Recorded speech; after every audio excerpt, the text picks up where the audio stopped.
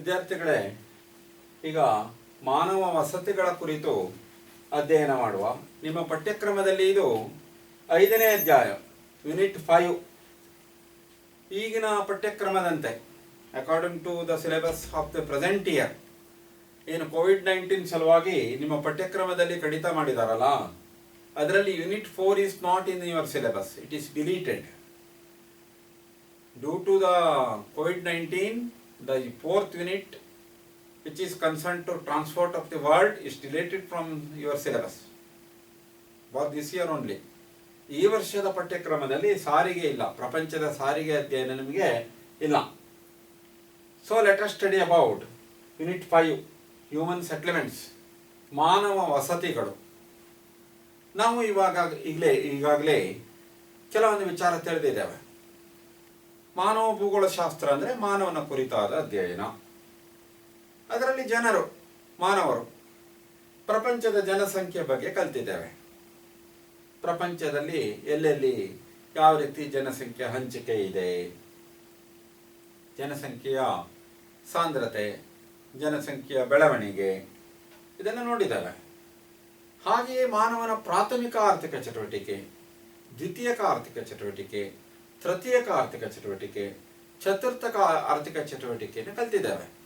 We have studied about occupations of the human beings, primary, secondary, tertiary and quaternary activities. ತನ್ನ ಜೀವನೋಪಾಯಕ್ಕಾಗಿ ಮಾಡುವಂಥ ಉದ್ಯೋಗಗಳು, ತನ್ನ ಗಳಿಕೆಗಾಗಿ, ತನ್ನ ಜೀವನ ನಿರ್ವಹಣೆಗಾಗಿ, ಆಹಾರ, ಬಟ್ಟೆ, ವಸತಿಗಾಗಿ ಮನುಷ್ಯರು ಬೇರೆ ಬೇರೆ ಪ್ರಕಾರದ ಉದ್ಯೋಗಗಳನ್ನು ಮಾಡ್ತಾರೆ ನಾವು ನೋಡಿದ್ದೇವೆ. ಹ್ಯೂಮನ್ ಎಕಾನಮಿಕ್ ಆಕ್ಟಿವಿಟೀಸ್ ಇಲ್ಲಿ ಮನುಷ್ಯನ ಮೂಲಭೂತ ಅವಶ್ಯಕತೆಗಳು ಅಂತೇನಿದೆಯಲ್ಲ, ಆಹಾರ, ಬಟ್ಟೆ, ವಸತಿ. ಆಹಾರ ಸಂಗ್ರಹಣೆನೇ ಯಾವ ರೀತಿ ಮಾಡ್ತಾರೆ, ಆಹಾರವನ್ನು ಯಾವ ರೀತಿ ಬೆಳಕೊಳ್ತಾರೆ, ಇದನ್ನು ನಾವು ಹಿಂದಿನ ಅಧ್ಯಾಯದಲ್ಲಿ ಕಲ್ತಿದ್ದೇವೆ. Primary occupations, agriculture, fishing, lumbering, animal rearing, ಇದರ ಬಗ್ಗೆ ಕಲ್ತಿದ್ದೇವೆ. ಆಹಾರವನ್ನು ಆ ರೀತಿ ಅವನು ಪಡಿತಾನೆ. Food, basic need, fundamental essential ಆಹಾರ ಆಯಿತು. ಬಟ್ಟೆಯನ್ನು ಪಡಿತಾನೆ. ಹಿಂದೆ ನಾಗರಿಕತೆ ಪೂರ್ವದಲ್ಲಿ ಬಟ್ಟೆಯ ಬಳಕೆ ಇರಲಿಲ್ಲ, ನಗನನಾಗಿರ್ತಿದ್ದ. ಆ ನಂತರ ಸೊಪ್ಪಿನ ಉಡುಗೆ ಬಂತು, ಪ್ರಾಣಿಗಳ ಚರ್ಮವನ್ನು ಬಳಸ್ತಾ ಇದ್ದ. ನಾಗರಿಕತೆ ಬಂದ ಮೇಲೆ ಈಗ ಆಧುನಿಕ ರೀತಿಯ ಬಟ್ಟೆಗಳೆಲ್ಲ ಬಂದಿವೆ, ಬಟ್ಟೆ ಮಿಲ್ಲುಗಳೆಲ್ಲ ಬಂದಿವೆ. ಇವತ್ತು ಬಟ್ಟೆ ಕೂಡ ಬಹಳ ಮಹತ್ವ ಹೊಂದಿದೆ. ಆಹಾರ, ಬಟ್ಟೆ, ಮೂರನೆಯದು ವಸತಿ, ಸೆಟ್ಲ್ಮೆಂಟ್ಸ್. ಮಾನವ ವಸತಿ ಮೂಲಭೂತ ಅವಶ್ಯಕತೆ. ಪ್ರತಿಯೊಬ್ಬರಿಗೂ ತಮ್ಮದೇ ಆದ ಮನೆಯನ್ನು ಹೊಂದಬೇಕು, ತಾವೊಂದು ಊರಿನಲ್ಲಿ ನೆಲೆಗೊಂಡಿರಬೇಕು ಎನ್ನುವುದು ಇವತ್ತು ಕನಸು. It is the very very essential need of the man. ಪ್ರತಿಯೊಬ್ಬ ಮನುಷ್ಯನು ತನ್ನದೇ ಆದ ಒಂದು ಮನೆಯನ್ನು ಹೊಂದಬೇಕು, ತಾನು ಒಂದು ಸುರಕ್ಷಿತವಾದ ಊರಿನಲ್ಲಿ ಬದುಕಬೇಕು ಎನ್ನುವಂಥ ಅಭಿಲಾಷೆಯನ್ನು ಇಟ್ಟುಕೊಂಡಿರ್ತಾನೆ. ಹೀಗಾಗಿ ಮಾನವ ವಸತಿಗಳಿಗೂ ಬಹಳ ಮಹತ್ವ ಇದೆ. ವಸತಿ ಅಂದರೆ ನೆಲೆ ನಿಂತುಕೊಂಡಿರುವುದು, ರಕ್ಷಣೆ ಪಡ್ಕೊಂಡಿರುವುದು, ಆಶ್ರಯ ಪಡ್ಕೊಂಡಿರುವುದು, ಒಂದು ನಿಲಯದಲ್ಲಿ ಇರುವುದು, ಅಥವಾ ಮನೆಯಲ್ಲಿ ಇರುವುದು. ಸರಳವಾಗಿ ಹೇಳೋದಿದ್ರೆ ಮನೆ ನಮಗೆ ಒಂದು ಆವಾಸ, ಅದು ನಮಗೆ ಒಂದು ಸುರಕ್ಷಿತತೆಯ ತಾಣ, ಒಂದು ನೆಮ್ಮದಿಯ ಜಾಗ. ಮನೆ ಯಾಕೆ ಬೇಕು? ಮನೆ ಯಾಕೆ ಬೇಕು ಅಂದರೆ ನಾವು ಆಹಾರವನ್ನು ತಯಾರು ಮಾಡಿಕೊಂಡು ತಿನ್ನಲಿಕ್ಕೆ, ನಮ್ಮ ಬಟ್ಟೆ ಬರೆ ಮೊದಲಾದ ವಸ್ತುಗಳನ್ನೆಲ್ಲ ಇಟ್ಟುಕೊಳ್ಳಲಿಕ್ಕೆ, ನಮ್ಮ ಸಂಸಾರದೊಂದಿಗೆ ಬದುಕಲಿಕ್ಕೆ, ಕಾಡು ಪ್ರಾಣಿಗಳಿಂದ ರಕ್ಷಣೆ ಪಡಲಿಕ್ಕೆ, ನಮಗೆ ವಿಶ್ರಾಂತಿ ಪಡೀಲಿಕ್ಕೆ, ಈ ಎಲ್ಲ ಕಾರಣಗಳಿಂದ ಮನುಷ್ಯನಿಗೆ ಮನೆ ಬೇಕು, ವಸತಿ. ಆ ಮನೆಗಳ ಸಮೂಹವನ್ನೇ ಅಥವಾ ಜನರ ಸಮೂಹವನ್ನೇ ವಸತಿ ಅಂತ ಕರೀತಾರೆ. What is settlement? What is the definition of settlement? Man lives in cluster of houses. Man is A social animal. Man lives in cluster of houses. These can be defined as groups of houses. They can be called with different names, villages, town or city. ಮನುಷ್ಯ ಎಲ್ಲಿರ್ತಾನೆ? ಸಮೂಹದಲ್ಲಿ ಇರ್ತಾನೆ, ಮನೆಗಳ ಗುಂಪಿನಲ್ಲೇ ಇರ್ತಾನೆ. ಅದು ಹಳ್ಳಿ ಇರಬಹುದು, ಪಟ್ಟಣ ಇರಬಹುದು, ನಗರ ಇರಬಹುದು. These are examples of human settlements. Villages, towns and cities are example of human settlements. Settlements are defined as places inhabited by man. Settlements are defined as places inhabited by people, more or less permanently. ಅವನು ಶಾಶ್ವತವಾಗಿ ನೆಲೆಗೊಂಡಿರಬಹುದು, ತಾತ್ಕಾಲಿಕವಾಗಿ ನೆಲೆಗೊಂಡಿರಬಹುದು. Settlements may be temporary or permanent. Settlements may be stable or unstable. ಸ್ಥಾಯಿ ಇರಬಹುದು, ಅಸ್ಥಾಯಿ ಇರಬಹುದು, seasonal ಇರಬಹುದು, ಋತುಮಾನಕ್ಕೆ ಅನುಗುಣವಾಗಿ ಇರಬಹುದು. Settlements are for may be short period. Settlements may be used for short period or may be it used permanently. ಕೆಲವೊಮ್ಮೆ ಏನಾಗ್ತದೆ, ನಾಗರಿಕತೆ ಪೂರ್ವದಲ್ಲಿ ಮನುಷ್ಯನಿಗೆ ಅವನದೇ ಆದ ಒಂದು ನಿರ್ಮಿತ ವಸತಿ ಅಂತ ಇರಲಿಲ್ಲ. ಗಿಡ ಮರಗಳ ಅಡಿಯಲ್ಲಿಯೋ ಗುಹೆಯಲ್ಲಿಯೋ ಅವನು ಮಲಗುತ್ತಿದ್ದ. ಪ್ರಾಣಿಗಳ ಹಾಗೆ ಜೀವನ ಶೈಲಿ ಇತ್ತು. ಆ ನಂತರ ಅವನು ಆಹಾರ ಸಂಗ್ರಹಣೆ ಮಾಡಲಿಕ್ಕೆ ಆರಂಭಿಸಿದ ಮೇಲೆ, ಹಂಟಿಂಗ್ ಸ್ಟಾರ್ಟ್ ಮಾಡಿದ್ಮೇಲೆ, ಫಿಶಿಂಗ್ ಸ್ಟಾರ್ಟ್ ಮಾಡಿದ್ಮೇಲೆ ಅವನೇನು ಮಾಡಿದ, ತಾತ್ಕಾಲಿಕವಾಗಿ ಒಂದು ಸ್ಥಳದಲ್ಲಿ ಇರ್ತಾನಲ್ಲ, ಅಲ್ಲಿ ತಾತ್ಕಾಲಿಕ ವಸತಿಗಳನ್ನು ಮಾಡಿಕೊಂಡ. ಗುಡಿಸಲುಗಳು, huts, tents, temporary houses. What are the temporary settlements? The huts are the temporary house made by human beings. ಕುಟೀರ ಇರಬಹುದು, ಅದೇ ಪರ್ಣ ಕುಟೀರಗಳು, ಎಲೆ ಮನೆಗಳು, ಹುಲ್ಲಿನ ಚಾವಣಿಯ ಮನೆಗಳು, ಹಿಮದ ಹಾಸಿನ ಮನೆಗಳು, ಇವೆಲ್ಲ ತಾತ್ಕಾಲಿಕ ವಸತಿಗಳಾಗಿದ್ವು. ಆವಾಗ ಬುಡಕಟ್ಟು ಶೈಲಿಯ ಜೀವನ ಇತ್ತು. ಪ್ರಿಮಿಟಿವ್ ನಾಮೆಡಿಕ್ ಹರ್ಡರ್ ಇದ್ನಲ್ಲ, ಆ ರೀತಿ ಅಲೆಮಾರಿ ಬದುಕಿದ್ದಾಗ ತಾತ್ಕಾಲಿಕ ಮನೆಗಳನ್ನು ಮಾಡ್ಕೊಳ್ತಿದ್ದ. ಟೆಂಪರರಿ ಹೌಸಸ್, ಮರದ ರೆಂಬೆ ಕೊಂಬೆಗಳನ್ನು, ಎಲೆಗಳನ್ನೆಲ್ಲ ಬಳಸಿಕೊಂಡು ಗುಡಿಸಲನ್ನು ಮಾಡ್ಕೊಳ್ತಿದ್ದ, ಕುಟೀರಗಳನ್ನು ಮಾಡ್ಕೊಳ್ತಿದ್ದ. ಆ ರೀತಿ ಹಿಮದ ಪ್ರದೇಶ ಇದ್ದರೆ ಹಿಮದ ಬಂಡೆಗಳ ಇಗ್ಲುವನ್ನು ಮಾಡಿಕೊಳ್ತಿದ್ದ. ಪ್ರಾಣಿಗಳ ಚರ್ಮವನ್ನು ಉಪಯೋಗಿಸ್ಕೊಂಡು ಟೆಂಟ್ ಮಾಡ್ಕೊಳ್ತಿದ್ದ, ಡೇರೆಗಳನ್ನು. ಆ ರೀತಿ ಸ್ವರೂಪಗಳಿದ್ವು, ತಾತ್ಕಾಲಿಕ ವಸತಿ ಸ್ವರೂಪಗಳಿದ್ವು, ಟೆಂಪರರಿ ಸೆಟ್ಲ್ಮೆಂಟ್ಸ್. ಆ ನಂತರ ಕೆಲವೊಂದು ಸಲ ಋತುಮಾನದ ಸೆಟ್ಲ್ಮೆಂಟ್ಗಳು ಬಂದು, ಸೀಸನಲ್, ಟ್ರಾನ್ಸ್ಹ್ಯೂಮನ್ಸ್ ಬಂತಲ್ಲ, ಖಂಡಾಂತರ ವಲಸೆ, ಜನಾಂಗೀಯ ವಲಸೆ. ಯಾವುದೋ ಒಂದು ಋತುಮಾನದಲ್ಲಿ ಬೇಟೆಗೋ ಪಶುಪಾಲನೆಗೋ ಅನುಕೂಲ ಇದ್ದಾಗ ಆ ಸ್ಥಳದಲ್ಲಿ ಇರುವುದು, ಮತ್ತೆ ಅಲ್ಲಿಂದ ಇನ್ನೊಂದು ಕಡೆ ಹೋಗುವುದು. ಜೂಮ್ ಕಲ್ಟಿವೇಶನ್ ಎಲ್ಲ ಪ್ರಾಕ್ಟೀಸ್ ಆಗುವಂಥ ಪ್ರದೇಶಗಳು. ಮಾನವ ವಲಸೆ ಇತ್ತಲ್ಲ, ಟ್ರಾನ್ಸ್ಹ್ಯೂಮನ್ಸ್, ಒಂದು ಕಡೆಯಿಂದ ಇನ್ನೊಂದು ಕಡೆ ಅಲೆಮಾರಿ ಬದುಕಿತ್ತಲ್ಲ. ಒಂದಷ್ಟು ಪ್ರದೇಶದಲ್ಲಿ ಬೇಸಾಯ ಮಾಡೋದು, ಜೂಮ್ ಕಲ್ಟಿವೇಶನ್, ಮತ್ತೆ ಇನ್ನೊಂದು ಕಡೆ ಹೋಗೋದು. ಆ ಸಮಯದಲ್ಲೂ ಟೆಂಪರರಿ ಮನೆಗಳಿದ್ವು, ಟೆಂಪರರಿ ಸೆಟ್ಲ್ಮೆಂಟ್ ಇದ್ವು, ಅಸ್ಥಾಯಿ ವಾಸ ಸ್ಥಳಗಳಿದ್ವು. Unstable settlements. Unstable settlements are temporary settlements. Human beings used to stay there for shorter period. It is used for shorter period.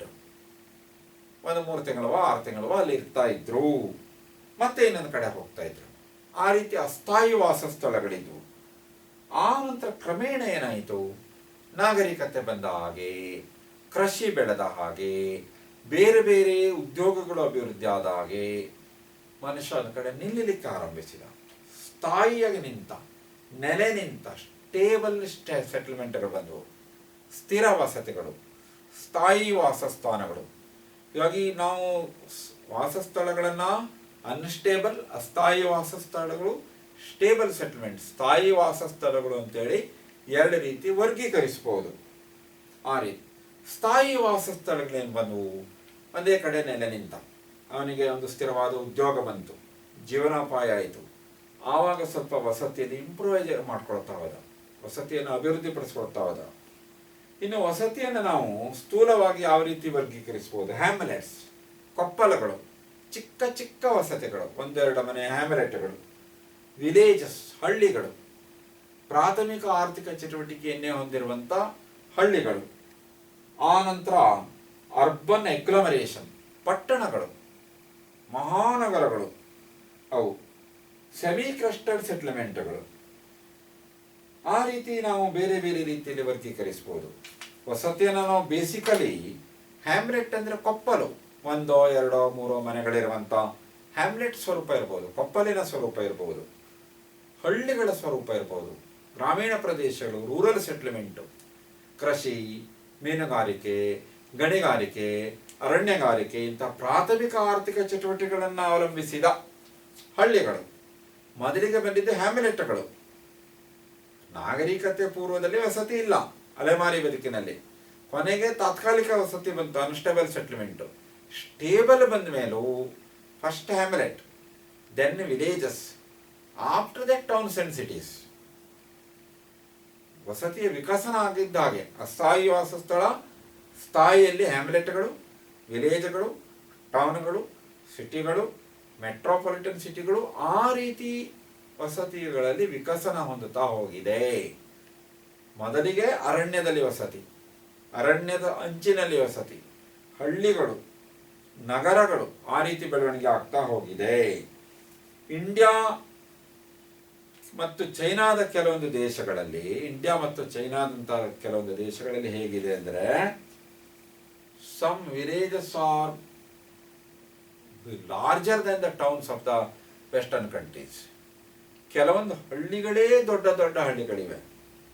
Europe ಮತ್ತು ಅಮೆರಿಕಾದ ಕೆಲವೊಂದು ಸಿಟಿಗಳಿಗಿಂತಲೂ ಇಂಡಿಯಾ ಮತ್ತು ಚೀನಾದ ಹಳ್ಳಿಗಳು ದೊಡ್ಡದಿದೆ. ಹಳ್ಳಿಗಳ ಗಾತ್ರದಲ್ಲೂ ಹೌದು, ಜನಸಂಖ್ಯೆಯಲ್ಲೂ ಹೌದು. Some villages of China and India is larger than the cities of the Africa and America and European countries. ಆ ರೀತಿ ರೂರಲ್ ಅಂಡ್ ಅರ್ಬನ್ ಅಂತೇಳಿ ಕ್ಲಾಸಿಫೈ ಮಾಡಿದರು. ಈಗ ನಾವು ಇಂಟ್ರೊಡಕ್ಷನ್ ನೋಡಿದ್ದೇವೆ. ಮೂಲಭೂತವಾಗಿ ಮನುಷ್ಯನಿಗೆ ವಸತಿ ಬೇಕು, ವಸತಿಯ ಮಹತ್ವ ಏನು ಅನ್ನೋದನ್ನು ವಿವರಿಸಿದ್ದೇನೆ. ಯಾವ ರೀತಿ ವಿಕಸನ ಆಯಿತು ಡೆವಲಪ್ಮೆಂಟು? ಅಲೆಮಾರಿ ಬದುಕಿನಿಂದ ಅಸ್ಥಾಯಿ ಸ್ವರೂಪ, ಅಸ್ಥಾಯಿಯಿಂದ ಸ್ಥಾಯಿ ಸ್ವರೂಪಕ್ಕೆ ಬಂದದ್ದು ಡೆವಲಪ್ಮೆಂಟು. ನಾಗರಿಕತೆ ವಿಕಸನ ಆದಾಗೆ ವಸತಿಯಲ್ಲಿ ಹೆಚ್ಚೆಚ್ಚು ಸುಧಾರಣೆಗಳಾಗ್ತಾ ಹೋದವು, ವಸತಿ ಸಂಕೀರ್ಣ ಆಗ್ತಾ ಹೋಯಿತು, ಆ ರೀತಿ ನಗರೀಕರಣ ಆಗ್ತಾ ಹೋಯಿತು. ಇವತ್ತು ಆಧುನಿಕ ಶೈಲಿಯ ವಸತಿಗಳು ಬಂದಿವೆ. ಆ ರೀತಿ ಲೊಕೇಶನ್ನು, ವಸತಿಯನ್ನು ಎಲ್ಲಿ ಮಾಡಿಕೊಳ್ಳುವುದು? ಲೊಕೇಶನಲ್ ಆಸ್ಪೆಕ್ಟ್ ಇರ್ತದೆ. ಗ್ರಾಮೀಣ ನಗರ ವಸತಿ ಇರ್ಬೋದು, ನಗರ ವಸತಿ ಇರ್ಬೋದು, ಅದಕ್ಕೆ ಸ್ಥಾನೀಕರಣದ ಅಂಶ ಇರ್ತದೆ. Locational aspect of the ಸೆಟ್ಲ್ಮೆಂಟ್ಸ್. Types ಅಲ್ಲಿ ರೂರಲ್ ಅಂಡ್ ಅರ್ಬನ್ ಪ್ರಧಾನವಾಗಿ ಎರಡು ವರ್ಗೀಕರಣ: ಗ್ರಾಮೀಣ ವಸತಿಗಳು, ನಗರ ವಸತಿಗಳು, ರೂರಲ್ ಸೆಟ್ಲ್ಮೆಂಟ್ಸ್, ಅರ್ಬನ್ ಸೆಟ್ಲ್ಮೆಂಟ್ಸ್. ಆ ನಂತರ ಎಲ್ಲ ವಸತಿ ಪ್ರದೇಶಗಳು ಉದ್ಯೋಗವನ್ನು ಆಧರಿಸಿಕೊಂಡಿರ್ತದೆ, ಆಕ್ಯುಪೇಷನ್ಸ್. ಈಗ ಅದು ಗ್ರಾಮೀಣ ಪ್ರದೇಶವೋ ನಗರ ಪ್ರದೇಶವೋ ಅಂತ ತೀರ್ಮಾನ ಆಗುವುದು ಅಲ್ಲಿ ಎಷ್ಟು ಜನಸಂಖ್ಯೆ ಇದೆ ಮತ್ತು ಅಲ್ಲಿ ಯಾವ ಆರ್ಥಿಕ ಚಟುವಟಿಕೆ ನಡೀತದೆ. The mode of classification R the basis of classification of village and town depends on number of population and the occupations done by the human beings. Total population of the settlement ಎಷ್ಟಿದೆ, ಏನು occupations ಮಾಡ್ತಾರೆ, ಅದರ ಮೇಲೆ ವರ್ಗೀಕರಣ ಆಗ್ತದೆ. There are several ways of classification. Mainly two types of classification, rural and urban. ಜನಸಂಖ್ಯೆ ಮತ್ತು ವೃತ್ತಿಯ ಮೇಲೆ ಬಂತದು.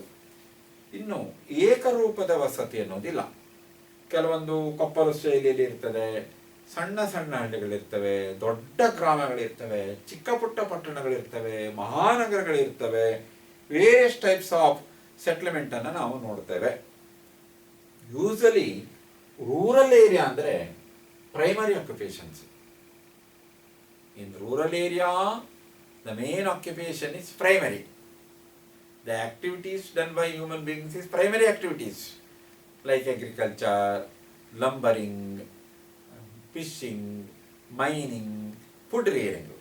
ಗ್ರಾಮೀಣ ಪ್ರದೇಶದಲ್ಲಿ ಪ್ರಧಾನ ಉದ್ಯೋಗ ಯಾವುದು? ನಿಸರ್ಗವನ್ನು ಅವಲಂಬಿಸಿದ ಉದ್ಯೋಗಗಳು, ಕೃಷಿ, ಪಶುಪಾಲನೆ, ಮೀನುಗಾರಿಕೆ, ಹೈನುಗಾರಿಕೆ, ಗಣಿಗಾರಿಕೆ, ಅರಣ್ಯಗಾರಿಕೆ ಮತ್ತು ಇದರ ಅವಲಂಬಿತರು ಕಾರ್ಮಿಕರು, ಅವರು ಇವರೆಲ್ಲ ಬಂದು. ಆ ರೀತಿ ಇದ್ರೆ ಪ್ರಾಥಮಿಕ ಆರ್ಥಿಕ ಚಟುವಟಿಕೆಯನ್ನ, ನಿಸರ್ಗವನ್ನ ಹೆಚ್ಚು ಅವಲಂಬಿಸಿಕೊಂಡಿದ್ರೆ ಅವು ರೂರಲ್ ಏರಿಯಾ ಅಂತ ಆಗ್ತದೆ. ಟೋಟಲ್ ಪಾಪ್ಯುಲೇಷನ್ ಹೆಚ್ಚಿದ್ರು ಪಾಪ್ಯುಲೇಷನ್ ಡೆನ್ಸಿಟಿ ಕಮ್ಮಿ ಇರ್ತದೆ. ಅರ್ಬನ್ ಏರಿಯಾ ಅಂದ್ರೆ ಸೆಕೆಂಡರಿ, ಟೆರ್ಷರಿ, ಕ್ವಾಟರ್ನರಿ ಆಕ್ಟಿವಿಟೀಸ್ ಹೆಚ್ಚು. ನಗರ ಪ್ರದೇಶಗಳು ಅಂತ ಯಾವುದನ್ನು ವರ್ಗೀಕರಿಸ್ತಾರೆ? ಪ್ರಾಥಮಿಕಕ್ಕೆ ಹೊರತಾದ ಚಟುವಟಿಕೆ ಹೆಚ್ಚಿರಬೇಕು. ಸೆಕೆಂಡರಿ, ಟೆರ್ಷರಿ, ಕ್ವಾಟರ್ನರಿ ಆಕ್ಟಿವಿಟೀಸು, ಕೈಗಾರಿಕೆಗಳು, ಸೇವಾ ಉದ್ಯೋಗಗಳು ಇಂಥದ್ದು ಹೆಚ್ಚಿರಬೇಕು. ಆ ರೀತಿ ಮೂಲಭೂತ ಅಂಶ ಅದು. ಅಗ್ರಿಕಲ್ಚರಲ್ಲ, ನಾನ್ ಅಗ್ರಿಕಲ್ಚರಲ್ಲ, ಕೃಷಿ ಪ್ರಧಾನ ಉದ್ಯೋಗವೋ ಕೃಷಿಯೇತರ ಉದ್ಯೋಗವೋ, ಇದು ವರ್ಗೀಕರಣದ ಪ್ರಧಾನ ಅಂಶ. ಇದು mode of the classification depends on the occupation. ಆ ರೀತಿ. ಇನ್ನು villages are depending mainly on agriculture and agriculture related occupations. ನಮ್ಮ ಭಾರತದಂಥ ದೇಶದಲ್ಲಿ ಕೃಷಿ ಪ್ರಧಾನವೇ ಮುಖ್ಯ ಉದ್ಯೋಗ.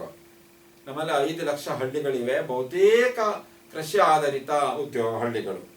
Urban people depend on secondary and tertiary occupation. ಇನ್ನು ಸೆನ್ಸಸ್ ಆಫ್ ಇಂಡಿಯಾದವರು ಒಂದು ವ್ಯಾಖ್ಯೆ ಕೊಟ್ಟಿದ್ದಾರೆ. According to census of India, all settlements not qualifying for urban settlements are called as rural settlements. What is the definition? All settlements not qualifying for urban status are called rural settlements. ಸರಳವಾಗಿ ಹೇಳೋದಿದ್ರೆ, ಯಾವ ವಸತಿ ಪ್ರದೇಶವು ನಗರವಲ್ಲವೋ ಅದು ಹಳ್ಳಿ. ಯಾವ ಪ್ರದೇಶವು ನಗರ ಅಂತ ಅರ್ಹತೆ ಪಡೆದಿಲ್ಲವೋ ಅವೆಲ್ಲ ಹಳ್ಳಿಗಳು. ಯಾವುದು ನಗರ ಅಲ್ಲ ಅದು ಹಳ್ಳಿ. ಎಲ್ಲಿ ನಗರೀಯ ಲಕ್ಷಣಗಳಿಲ್ಲ ಅದು ಹಳ್ಳಿ. ಆ ರೀತಿ rural settlements depend on primary activities, agriculture, animal husbandry, and they are in small in size. ಹಳ್ಳಿಗಳು ಸಾಮಾನ್ಯವಾಗಿ ಚಿಕ್ಕ ಚಿಕ್ಕದಾಗಿರ್ತವೆ. ಅಲ್ಲಿ ಪರ್ ಕಿಲೋಮೀಟರ್ ಜನಸಾಂದ್ರತೆ ಕಡಿಮೆ ಇರ್ತದೆ. ಆ ರೀತಿ small in size houses are built up by local material. ಗ್ರಾಮೀಣ ಪ್ರದೇಶದಲ್ಲಿ ಮನೆಗಳನ್ನು ಯಾವುದರಿಂದ ನಿರ್ಮಿಸಿಕೊಂಡಿರ್ತಾರೆ? ಸ್ಥಳೀಯವಾಗಿ ಲಭ್ಯವಾಗಿರುವಂತಹ ವಸ್ತುಗಳು. ಹಳ್ಳಿಯ ಮನೆಗಳು ಅಲ್ಲಿ ಲೋಕಲಿ ಏನು ಸಿಗ್ತದಲ್ಲ ಅದನ್ನು ಅವಲಂಬಿಸ್ಕೊಂಡು ಕಟ್ತಾರೆ. ಕಲ್ಲು, ಮಣ್ಣು, ಮರ ಇವುಗಳ ಬಳಕೆ ಹೆಚ್ಚು. ನಗರದಲ್ಲಿರುವಂಥ ಆಧುನಿಕ ಶೈಲಿಯ ಮನೆಗಳು ಕಡಿಮೆ. ಇತ್ತೀಚಿನ ದಿನಗಳಲ್ಲಿ ಹಳ್ಳಿಯಲ್ಲೂ ಕೂಡ RCC ಕಾಂಕ್ರೀಟ್ ಮನೆಗಳೆಲ್ಲ ಬಂದಿವೆ, ನಗರದನ್ನು ಅನುಸರಿಸಿ ಕಟ್ತಾ ಇದ್ದಾರೆ. ಮೂಲಭೂತವಾಗಿ ಗ್ರಾಮೀಣ ವಸತಿಯಲ್ಲಿರುವುದೇನು? ಅಲ್ಲಿ ಲೋಕಲ್ಲಿ ಸಿಗ್ತದಲ್ಲ, ಅಲ್ಲಿ ಸಿಕ್ಕುವಂಥ ಕಲ್ಲು, ಕೆಂಪು ಕಲ್ಲು ಸಿಕ್ಕಿದ್ರೆ ಕೆಂಪು ಕಲ್ಲು, ಅಥವಾ ಇನ್ಯಾವ ಕಲ್ಲು ಸಿಗದೆ ಇದ್ರೆ ಮಣ್ಣಿನ ಗೋಡೆಯ ಮನೆಗಳು, ಮೇಲ್ಚಾವಣಿಗೆ ಮರಮಟ್ಟುಗಳು, ಮೇಲ್ಚಾವಣಿಗೆ ಹುಲ್ಲಿನ ಹೊದಿಕೆ, ತಾಳೆಗರಿಯ ಹೊದಿಕೆ, ಕಲ್ಲು ಚಪ್ಪಡಿಯ ಹೊದಿಕೆ, ಈ ರೀತಿ ಬಳಕೆ ಹೆಚ್ಚು. ಮರಗಳ ಬಳಕೆ ಹೆಚ್ಚು. ಅರಣ್ಯಗಳು ಎಲ್ಲ ಸಮೀಪ ಇದ್ದು, ತೋಟಗಳಿದ್ರೆ ತೆಂಗಿನ ಮರವನ್ನು ಬಳಕೆ ಮಾಡ್ತಾ ಇದ್ರು, ತೆಂಗಿನ ಗರಿಯನ್ನು ಬಳಕೆ ಮಾಡ್ತಾ ಇದ್ರು. ಆ ತಾಳೆಗರಿ ಬಳಕೆ ಇತ್ತು. ಗ್ರಾಮೀಣ ಪ್ರದೇಶದಲ್ಲಿ ಏನು ಮಾಡ್ತಾರೆ ಅಂದರೆ, ಬಹುದೂರದಿಂದ ವಸ್ತುಗಳನ್ನು ತರುವುದಿಲ್ಲ. ಕಟ್ಟಡ ನಿರ್ಮಾಣ ವಸ್ತುಗಳು ಸ್ಥಳೀಯವಾಗಿ ಯಾವುದು ಲಭ್ಯ ಆಗ್ತದೆ, ಲೋಕಲ್ ಯಾವ್ದು ಲೆವೆಲ್ ಇದೆ, ಅದು ಚೀಪ್ ಕೂಡ ಆಗ್ತದೆ, ಅದು ಅಗ್ಗ ಕೂಡ ಆಗ್ತದೆ. ಹೀಗಾಗಿ ಏನು ಮಾಡ್ತಾರೆ, ಲೋಕಲಿ ಅವೈಲೇಬಲ್ ಮೆಟೀರಿಯಲ್ ಅಂತ ಕಟ್ತಾರೆ. Factors affected by location. ಯಾವ ಮನೆ ಯಾವ ರೀತಿ ಇದೆ ಅನ್ನೋದು ಅಲ್ಲಿ ಸ್ಥಳವನ್ನು ಅವಲಂಬಿಸ್ಕೊಂಡಿರ್ತಿತ್ತು. ಹಿಂದೆಲ್ಲ ಹಾಗೆ ಎಲ್ಲ ಕಡೆ ಒಂದೇ ರೀತಿ ಮನೆ ಇರ್ತಿರ್ಲಿಲ್ಲ. ಈಗ ಎಲ್ಲ ಕಡೆ RCC ಮನೆನ ನಾವು ನೋಡ್ತೇವೆ. ಹಿಂದೆ ಹಾಗಿರಲಿಲ್ಲ. ಆ ಪ್ರದೇಶದಲ್ಲಿ ಏನು ಲಭ್ಯ ಆಗ್ತದೆ ಕಟ್ಟಡ ನಿರ್ಮಾಣ ಸರಕುಗಳು, ಅದನ್ನು ಅವಲಂಬಿಸ್ಕೊಂಡು ಮನೆಯನ್ನು ಕಟ್ತಾ ಇದ್ರು. ರೂರಲ್ ಸೆಟ್ಲ್ಮೆಂಟ್ಸ್ಗಳೆಲ್ಲ ಆ ರೀತಿ ಇದ್ವು. ಹೀಗಾಗಿ ವಸತಿಗಳು ಬೆಳೀಲಿಕ್ಕೆ ಪ್ರಧಾನ ಅಂಶ ಅಂದರೆ ಅಲ್ಲಿ ಕಟ್ಟಡ ನಿರ್ಮಾಣಕ್ಕೆ ವಸ್ತುಗಳ ಲಭ್ಯತೆ ಇರಬೇಕು. ಮೊದಲನೇದಾಗಿ ಒಂದು ನಿವೇಶನ ಬೇಕು, ಜಾಗ, ಸ್ಥಳ, ಲ್ಯಾಂಡ್ ರಿಲೀಫ್. ಸ್ವಲ್ಪ ಸಮತಟ್ಟಾದ ಜಾಗ ಇದ್ರೆ ಒಳ್ಳೆಯದು, ಮನೆಗಳನ್ನು ಕಟ್ಟಲಿಕ್ಕೆ ಅನುಕೂಲ ಆಗ್ತದೆ. ಆ ನಂತರ ಬಿಲ್ಡಿಂಗ್ ಮೆಟೀರಿಯಲ್ಸ್, ಕಲ್ಲು, ಮಣ್ಣು, ಮರಳು, ಕಟ್ಟಿಗೆ ಇವೆಲ್ಲ ಲಭ್ಯತೆ ಇರಬೇಕು. ಆ ನಂತರ water supply. Settlements depend on water supply. Adequate supply of water, especially drinking water, is very essential for establishment of settlements. ಗ್ರಾಮೀಣ ವಸತಿಗಳಲ್ಲಂತೂ ಸ್ಥಳೀಯವಾಗಿ ನೀರಿನ ಲಭ್ಯತೆ ಬೇಕಿತ್ತು. ಕುಡಿಯುವ ನೀರು ಪ್ರಧಾನವಾಗಿ ಬೇಕು. ಆನಂತರ ನೈರ್ಮಲ್ಯಕ್ಕೆ ಬೇಕು, ಕೃಷಿಗೆ ಬೇಕು, ಜಾನುವಾರುಗಳಿಗೆ ಬೇಕು. ಹೀಗಾಗಿ ನಗರ ಪ್ರದೇಶ ಆದರೆ ಇನ್ನೆಲ್ಲಿಂದನೋ ನೀರನ್ನು ಪೈಪ್ಲೈನಲ್ಲಿ ತಂದುಬಿಡ್ತಾರೆ. ಗ್ರಾಮೀಣ ಪ್ರದೇಶದಲ್ಲಿ ವಸತಿಗಳ ನೆಲೆಗೊಳ್ಳುವಿಕೆ ನೀರಿನ ಲಭ್ಯತೆಯನ್ನು ಅವಲಂಬಿಸಿಕೊಂಡಿತ್ತು. Adequate supply of water is essential for the establishment of rural settlement. ಆ ರೀತಿ ಲೊಕೇಟೆಡ್ ನಿಯರ್ ವಾಟರ್ ಪಾಯಿಂಟ್ಸ್, ಎಲ್ಲಿ ನೀರಿನ ಮೂಲ ಇದೆ ಅಲ್ಲಿ ವಸತಿ ಇತ್ತು.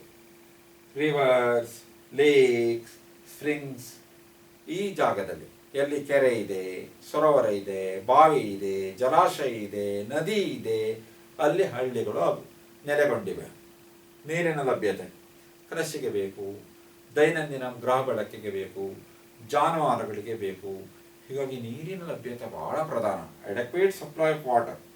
These are called as wet point ಸೆಟ್ಲ್ಮೆಂಟ್ಗಳು, ಜಲಕೇಂದ್ರಿತ ವಸತಿಗಳು. These settlements which are based on the factor of supply of water, adequate supply of water, that is, those settlements are called as wet point settlements, ಜಲಕೇಂದ್ರ ವಸತಿಗಳು. ಆನಂತರ ಭೂಮಿ ಲಭ್ಯತೆ, ಮನೆ ಕಟ್ಕೊಳ್ಬೇಕು, ಜನರಿಗೆ ಉಳಿಲಿಕ್ಕೆ ಬೇಕು, ಜಾನುವಾರನ್ನು ಮಾಡಲಿಕ್ಕೆ ಕೊಟ್ಟಿಗೆ ಬೇಕು, ಶೆಡ್ಡು, ಧಾನ್ಯಗಳನ್ನು ಸಂಗ್ರಹಿಸಬೇಕು, ಜಾನುವಾರುಗಳಿಗೆ ಮೇವನ್ನು ಸಂಗ್ರಹಿಸಬೇಕು, ಕೃಷಿ ಸಲಕರಣೆಗಳನ್ನು ಇಟ್ಟುಕೊಳ್ಬೇಕು. ಈ ರೀತಿ ವಿಸ್ತಾರವಾದ ನಿವೇಶನ ಬೇಕು, ಜಾಗ ಬೇಕು. Soil fertiliser, soil must be fertile. ಹಳ್ಳಿಯನ್ನು ಅವಲಂಬ ಆಗಿರೋದು ಹೇಗೆ? ಹಳ್ಳಿಯ ಜನರಿಗೆ ಮೂಲ ಉದ್ಯೋಗವೇ ಕೃಷಿ. ಮಣ್ಣು ಫಲವತ್ತಾಗಿರಬೇಕು, ಅದಿದ್ರೆ ಕೃಷಿ ಮಾಡಲಿಕ್ಕೆ ಆಗುದಿಲ್ಲ. So almost all villages are located on the fertile land which is suitable for cultivation, which is suitable for agriculture to grow the crops. ಅಲ್ಲಿ ಹೆಚ್ಚಿದೆ. Rural settlement are located near fertile land along the river banks where alluvial soil is available, along the river delta where soil is fertile. ನದಿ ತೀರಗಳು, ನದಿ ಮೆಕ್ಕಲಮಣ್ಣಿನ ಮೈದಾನಗಳು, ನದಿ ಮುಖಜ ಭೂಮಿಗಳು ಅಲ್ಲಿದೆ. It is suitable for agriculture. Soil is fertile, water is adequate. ನದಿ ತೀರ ಇದ್ರೆ ಮೆಕ್ಕಲ ಮಣ್ಣಿನ ಲಭ್ಯತೆ ಇದೆ, ನೀರಿನ ಪೂರೈಕೆ ಇದೆ. ಆ ರೀತಿ ಯುರೋಪಿನ ತಗ್ಗು ಪ್ರದೇಶಗಳಲ್ಲಿ ನಾವು ಗ್ರಾಮೀಣ ವಸತಿಗಳನ್ನು ನೋಡ್ತೇವೆ. ಸೌತ್ ಈಸ್ಟ್ ಏಷ್ಯಾದಲ್ಲಿ ಕಂಡು ಬರ್ತವೆ. ಆಗ್ನೇಯ ಏಷ್ಯಾದಲ್ಲಿ ಗ್ರಾಮೀಣ ವಸತಿ ಇದೆ. ಅನೇಕ ನದಿ ಕಣಿವೆ ಮೈದಾನ ಪ್ರದೇಶಗಳನ್ನು ನಾವು ನೋಡ್ತೇವೆ. ರಿವರ್ ವ್ಯಾಲಿ ಬೇಸಿನ್ಗಳು, ಗಂಗಾ ನದಿ ಕಣಿವೆ ಪ್ರದೇಶಗಳು, ಯಮುನಾ ನದಿ ಕಣಿವೆ ಪ್ರದೇಶಗಳು, ಸಿಂಧೂ ನದಿ, ಬ್ರಹ್ಮಪುತ್ರ ನದಿ ಕಣಿವೆ ಪ್ರದೇಶಗಳು, ಕೃಷ್ಣ, ಕಾವೇರಿ, ಗೋದಾವರಿ ನದಿ ತೀರದ ಪ್ರದೇಶಗಳು, ಕೆಲವೊಂದು ಪಶ್ಚಿಮ ಘಟ್ಟದ ನದಿ ತೀರಗಳು, ಶರಾವತಿ ಇರ್ಬೋದು, ಅಘನಾಶಿನಿ ಇರ್ಬೋದು, ಕಾಳಿ ಇರ್ಬೋದು, ನೇತ್ರಾವತಿ ಇರ್ಬೋದು. ಇವು ಜನರಿಗೆ ಕುಡಿಯುವ ನೀರು, ಕೃಷಿಗೆ ನೀರು, ಜಲ ಸಂಚಾರಕ್ಕೆ ಅನೇಕ ರೀತಿಯಲ್ಲಿ ನದಿಗಳು ನಾಗರಿಕತೆಯನ್ನು ಪೋಷಿಸ್ತವೆ. ಎಲ್ಲ ಸಿವಿಲೈಸೇಷನ್ಗಳು ಬೆಳೆದಿರುವುದು ನದಿ ತೀರದಲ್ಲಿ. ಸಿಂಧೂ ನದಿ ತೀರದಲ್ಲಿ ಸಂಸ್ಕೃತಿ ಹರಡಿದೆ, ಯುಪ್ರಟಸ್ ಟೈಗ್ರಿಸ್ ನದಿ ತೀರದಲ್ಲಿ ಸಂಸ್ಕೃತಿ ಹರಡಿದೆ. ಹೀಗೆ ನದಿಗಳಿಗೂ ಮನುಷ್ಯನಿಗೂ ನಿಕಟ ಸಂಬಂಧ ಇದೆ. ಅದಕ್ಕಾಗಿ ನದಿಗಳನ್ನು ಜೀವ ನದಿ ಅಂತ ಕರೀತೇವೆ. ಕಾವೇರಿ, ಕೃಷ್ಣಾ ನದಿಗಳು ಕರ್ನಾಟಕದ ಜೀವ ನದಿಗಳು.